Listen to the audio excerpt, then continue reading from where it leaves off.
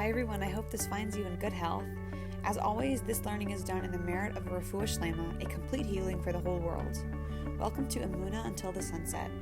In these emails, I try to focus on ideas of Emunah and the Parshiot, the portions we read from the Torah.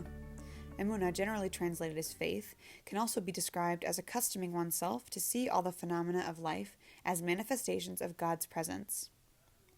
This week's Parsha is Korach. Korach is a cousin of Aaron, and Moshe, Moses.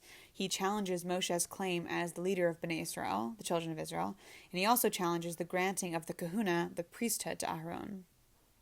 Korach incites a group of 250 men to offer ketoret, incense, to show that they are worthy of having the priesthood. The earth opens up and swallows all of the followers of Korach. Another plague begins after this and is only stopped once Aaron himself offers ketoret. His staff then miraculously blossoms with almonds, proving his designation as the high priest is in fact divine. So Korach's problem with Moshe and Aaron is, why are you guys so great and you get to be the elite?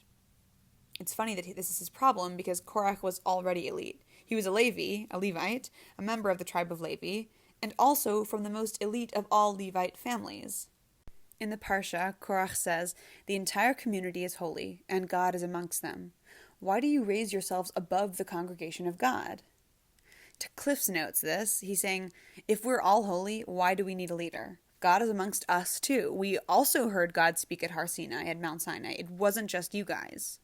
Okay, so now I'm going to connect this idea to something very separate. Have you guys seen the movie The Incredibles?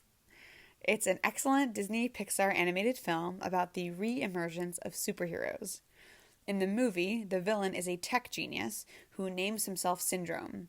Syndrome has resented the supers, as they are referred, because he himself wasn't born with special gifts. So Syndrome invents all these gadgets and gizmos so that everyone can be super by having these added tech powers. To sum up his goal, he says in the movie, when everyone's super, no one is. And that's a really profound point in a lot of different contexts. That means when everyone is special, no one is. And I'm using scare quotes because of course everyone is special. We don't need to proclaim that we are special to know that it's true. The word special is defined as being better or different from what is usual. I think one of the kindest things that people can say to you is you are a special person.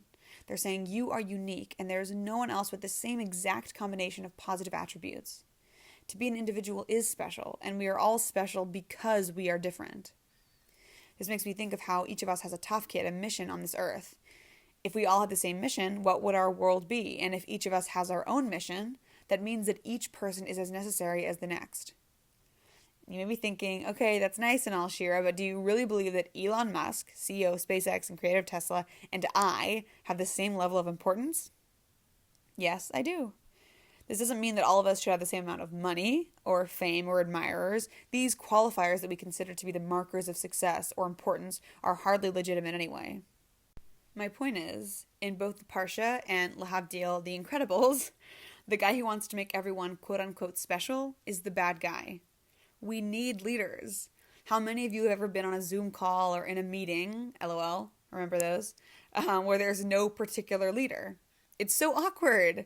Everyone feels bad to speak up because they don't want to be annoying, but they also don't want to not speak up because then there's silence, and then we feel bad if we talk too much. It's truly exhausting. So to paraphrase The Incredibles and give it a good old crossover with this Parsha, when everyone is the Kohen Gadol, the high priest, no one is. We classify people in life because that's what our brains need to succeed.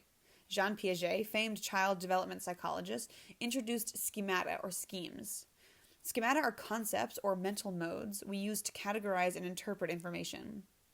By the time children have reached adulthood, they have created schemata for almost everything. We gather information and then classify what we see into a scheme. When there are no defining classifications, it makes this difficult, and our brains are muddled with lack of clarity. Our world needs leaders. Our world also needs people who are different kinds of special than we are. And that, of course, comes back to Emunah. We activate our Emunah when we recognize that no person is above another in truth, that we are living the life we are meant to, even if it's not full of fancy parties and expensive clothes or fame. We have been bestowed a unique set of challenges, as well as a unique set of gifts. And from there, it's our job to make something of that. Shabbat Shalom. Thank you so much for listening.